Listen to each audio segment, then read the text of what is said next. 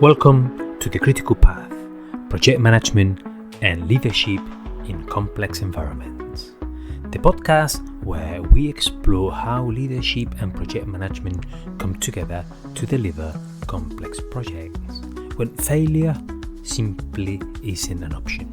I'm your host, Isaac Alcaide. Today's episode is titled Governance Can Either Enable Innovation or Quietly Kill It. It's a topic that sits right at the intersection of two forces we often see in tension: control and creativity. And we are going to talk a lot about these two forces. Governance frameworks are meant to bring structure, accountability, and assurance. But sometimes they unintentionally become barriers, slowing decisions, discouraging experimentation, and stifling the very innovation they are supposed to protect. So, in the next 20 minutes, we'll unpack what governance really means and what is not, why governance can both enable and suffocate innovation, real examples from projects where the balance was right and where it wasn't, and finally, how leaders can design governance that gives enough structure to stay safe, but enough freedom to let new ideas grow.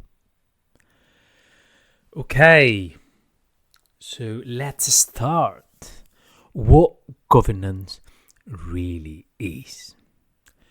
Governance is often misunderstood as bureaucracy, layers of sign-offs, template, or endless steering boards.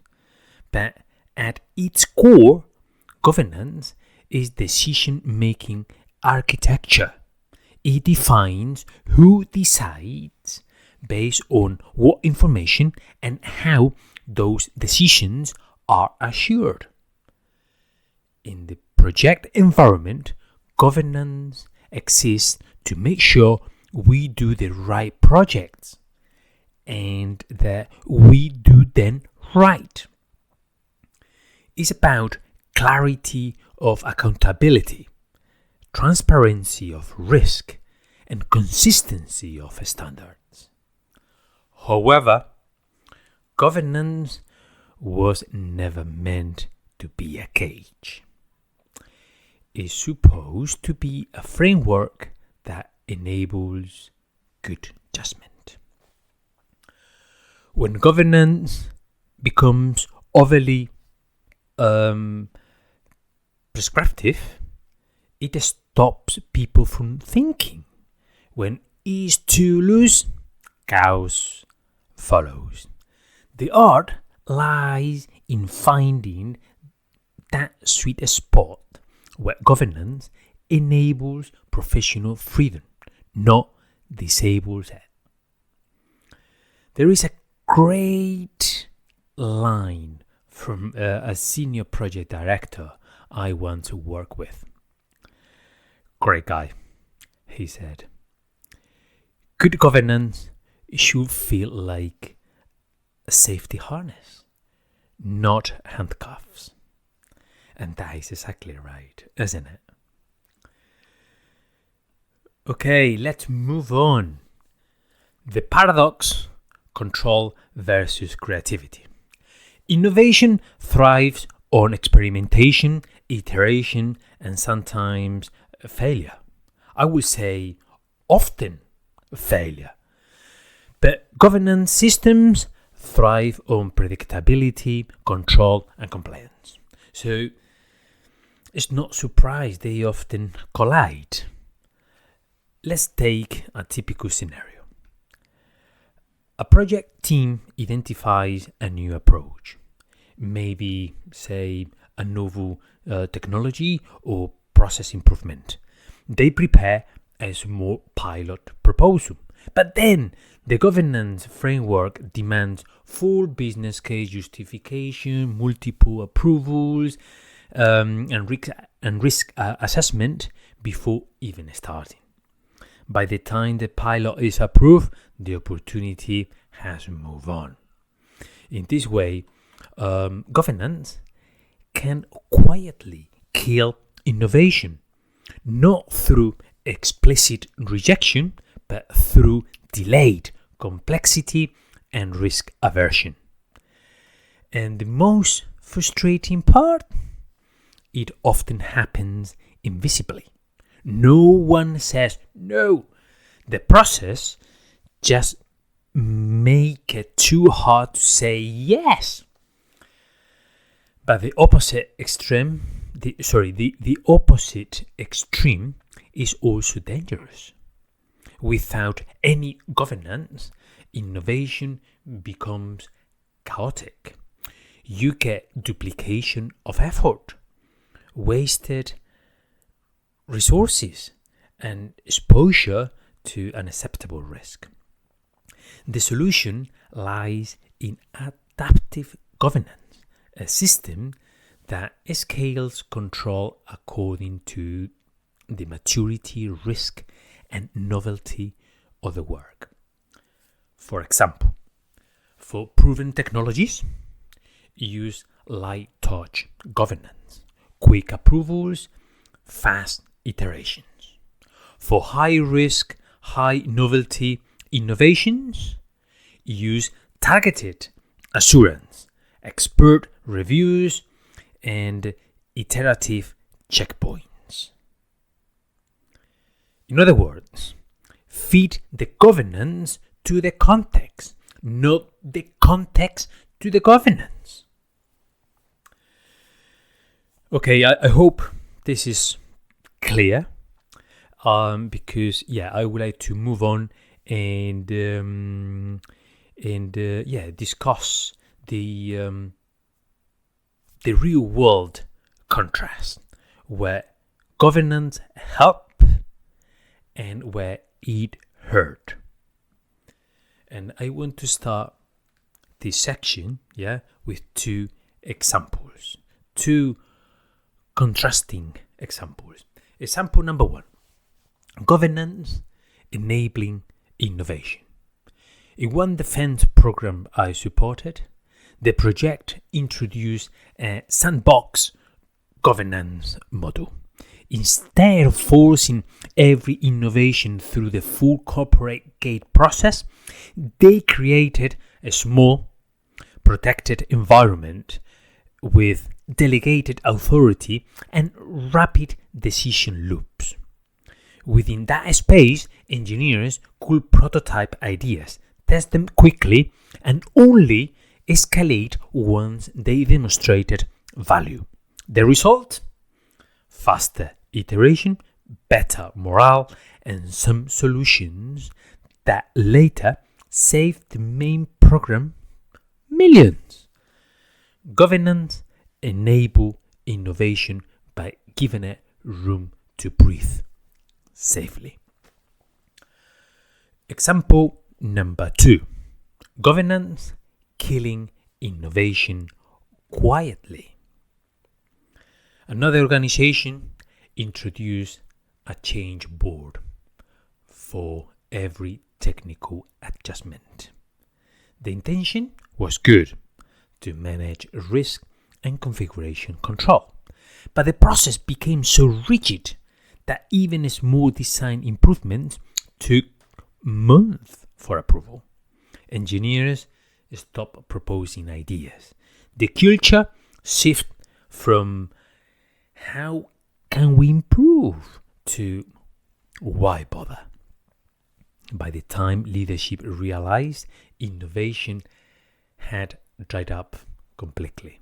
Not because of bad people, but because of a system that rewarded compliance over curiosity. The difference between these two examples is cultural, but it is also structural. The first system trusted people, the second didn't.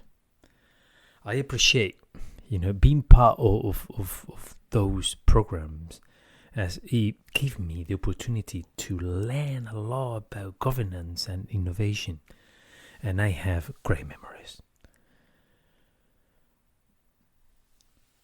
Governance is often seen as a process, but it's fundamentally a leadership behavior.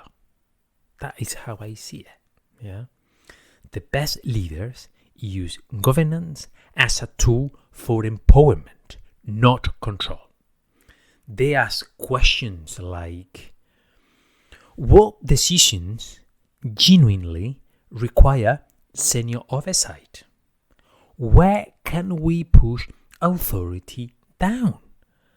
Are our controls proportionate to the risk? Do our people feel safe to experiment? They recognize that innovation needs psychological safety. And this is really interesting. If people fear punishment for failed experiment, governance becomes a weapon, not a guide. Good leaders also communicate the why behind governance. When teams understand that control exists to protect the mission, not to block it, compliance becomes voluntary. People buy into it. Finally, leadership means being willing to challenge the system itself. If the governance model no longer serves its purpose, if it becomes an obstacle rather than an enabler, someone needs to have the courage to say so. Governance, like a strategy, should be living, not fossilized. Okay? Now, I feel like I should make a reflection. Yeah? Let's do that. Let's step back and reflect. Governance is often invisible until it fails. When it works well, projects flow, decisions are timely, and innovation feels natural. When it doesn't, we experience frustration, stagnation, and missed opportunity. So, a few reflective questions for anyone listening. Whether you are a project manager, a program leader, or an executive. Yeah? 5 questions I got here for you. Is your governance proportional to the risk you are managing? Or is it a one-size-fits-all system? Does your process encourage people to propose and test new ideas? Or does it exhaust them before they start? Where can you simplify decision making without compromising assurance? Do your teams feel frustrated to use judgment or monitor to obey rules? And finally, when was the last time you reviewed your governance framework? Not as a compliance exercise, but as a leadership tool. Because ultimately, governance is culture expressed through process. It reflects what the organization values: control or curiosity, safety or trust. If we want innovation, we must design governance that gives permission to explore, not just instruction to comply. Well, that's all for today's episode of The Critical Path. Next time, we'll explore another question at the heart of modern project delivery.